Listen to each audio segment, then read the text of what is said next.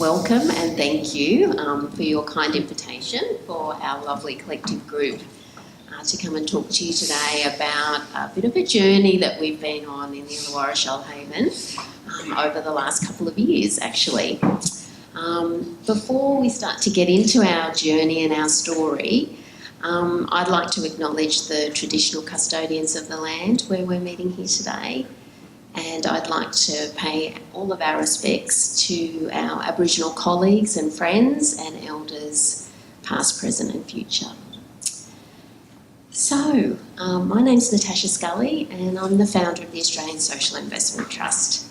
I've had the absolute greatest pleasure to be able to have worked with many of you and many of our cross-agency and cross-sector colleagues over the last couple of years to start to work in new and different ways with some of our communities in what we describe as collective impact, but place-based work.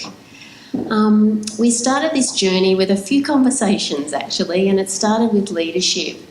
We started with a conversation with the previous district director, Gary Groves, and I around how we could work collectively and long-term with our communities. What different ways could we do community development and economic development with all of our colleagues, but also with business, the NGO sector, and listening to the community's voice very deeply?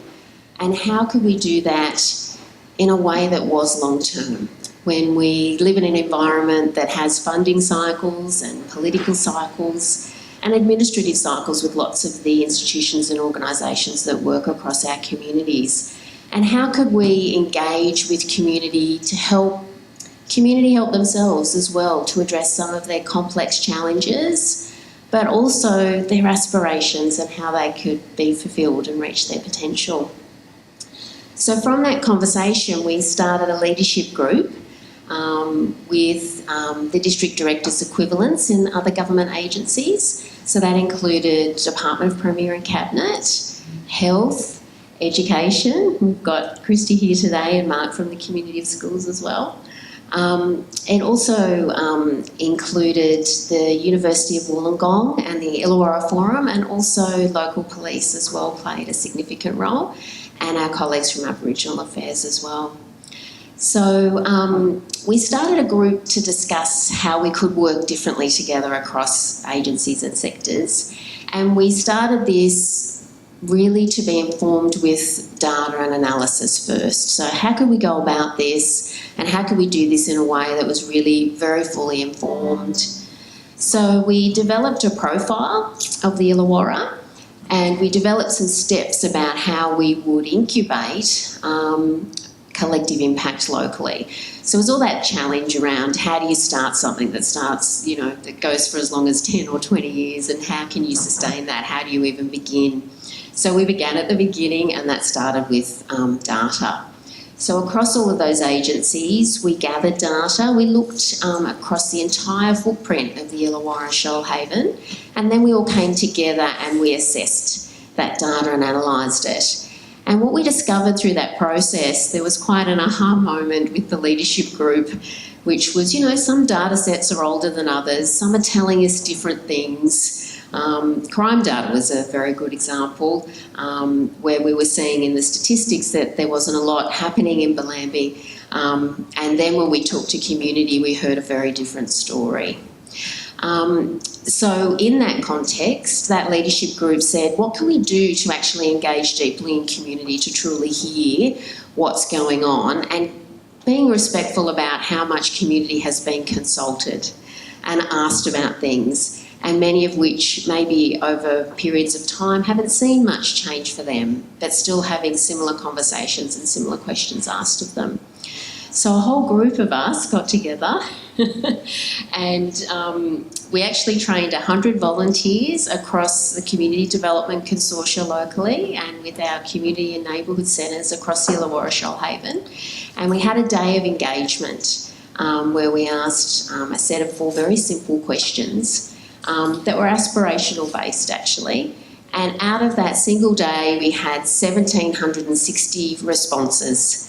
And we worked with the University of Wollongong on theming and analysing those with our colleagues. And that was the biggest sort of data set of qualitative data, or what we call public knowledge, that they've ever worked with locally. And that started to tell us some very interesting things about what was going on in the communities across the Illawarra Shoalhaven. And it gave us some real context, and a current context, about how people were feeling and what their aspirations truly were. It gave us that opportunity to really listen. So during step 2 of our incubation model, we then did quite a bit of analysis around the quantitative and the qualitative data around that public knowledge. And the leadership group then looked at where there was levels of readiness for wanting to take action and to do things together, and what was actually actively happening on the ground in a range of communities. And at that point, we decided that we would commence work with the Bellambi community. And in Bellambi, that's one of the district's largest social housing estates. And there it is. It's a beautiful location, right on the coast, and has a range of challenges and amazing things going on as well. So I might change over here now to Vanessa to continue telling our story.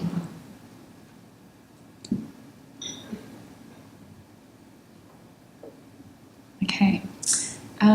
So many of you will know Bellambi, perhaps. Bellambi is a suburb of around 4,000 people, as a coastside community.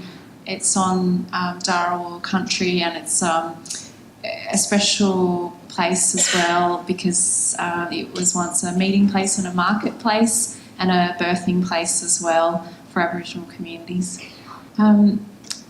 Bellambi is 4,000 people live in that suburb, and 78% is public housing, so about 500 homes. So you can see the red saturation is public housing. As Natasha said, we really started from a place of listening to community and taking time to do that. We did our one-to-one conversations with community, where we asked people about aspirations, and then we did deeper conversations in groups where we went to high schools, primary schools, and spoke with parents, neighbourhood centre, any kind of event that we could join in on. We were there speaking with community, and also engaging our colleagues in business and in community organisations. And I mean, really, we say, and it's on our poster, anyone who lives, works, plays or studies in Bellambi, we tried to engage as many people as we could in these conversations. And we brought that information together with work that had already been happening, engaging with communities through surveys, and with children at school as well. We heard lots of issues and concerns, and some really negative and really valid concerns that people had about children, a lack of supervision for children, unemployment, drug and alcohol issues, a disconnection that people felt from the broader community, people concerned about other people in the community who were frightened to leave their homes, and mental health issues, often being behind that. But we also, the way that we asked the questions, we were able to draw out, what kind of community people really wanted to live in, and that's the starting point, the foundation really for our plan and our work. And so people told us that they wanted a community that was safe and supportive and connected, where people didn't judge each other and where there was respect. They wanted somewhere that was a healthy and safe environment for their children to grow up in, that had local facilities, playgrounds, community facilities and activities and opportunities and employment, and somewhere that's really physically welcoming, that's clean and cared for. And someone said to us, things just look a bit grey, and we need some colour, and we need to make this place more welcoming. So the third step that we took in our incubation model, after we deeply listened to community, was to have an action planning day with community. So many of the members of the community, as we were doing our community engagement, started to become very interested in local activities, and we have the wonderful Jean and Auntie Donna here today with us as well. And we brought residents together who were really keen to participate as part of our engagement process, and we had businesses, NGOs, the local schools came with students, which was amazing, and we had all the government agencies also represented there. And what we did was we actually checked back in with community. We had some amazing activities on the day as well that they could be engaged in different ways as well, including making mud bricks, and we built a pizza oven which they use every Friday night now. But we really analysed the data, and we actually checked back in that we actually heard the community right. So often we can consult with community, we can do our analysis, and we can make assumptions. We use this as an opportunity to check back in that we really did hear community right, and what we heard was that we very much had. And then we utilised the rest of that day where we prioritised a whole range of actions and activities, and we assessed where there was energy, where there was a catalytic approach happening, where people felt a sense of urgency and could corral against some activity. And from there, we actually started actions even as we were formulating that action plan. And the residents and that community were individually and collectively engaged in participating in that process. So they were able to take ownership and participate in that as well, which was really wonderful. Within the 3 months between step 3 and 4, which was a community forum, we were brokering with leaders across the local community, in business, in agencies, in NGOs, to see who could support and work with the community on the issues and the aspirations that they themselves had identified.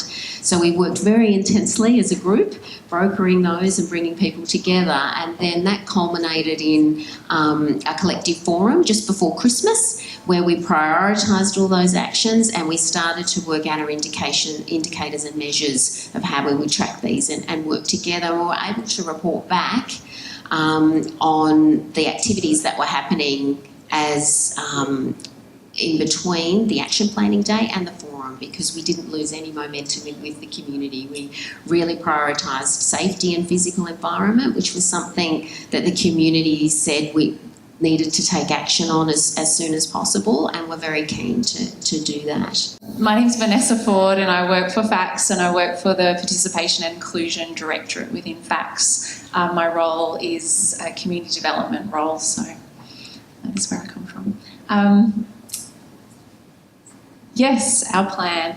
So this, it's really important, I think, that when we're engaging with clients and community, that we're able to communicate in a range of ways. And so something that people said was really important to us was that we need to understand what you're doing. And so one way we thought that a fun way was to have an illustration created which represents our plan, which has 4 key themes that you can see there in the colours, and also all of the the community assets and the diversity of the community in Bellambi, and things that are happening around Bellambi and things that we hope will happen in the future. And so this poster, it's quite a good way to engage people. We've got really big versions set up at the neighbourhood centre there, and we've had young people get quite engaged in it, and it's been described as "Where's Wally?" But I think that's fun and that's a good thing, because sometimes those really boring flowcharts and things are not a good way to engage with everybody. So our plan has 4 themes. We have 81 individual actions that all lead back to community's aspirations, and we are in the thick now of delivering on those actions. So we're going to just run you through some examples of some of the actions that are happening and the impact in the local community.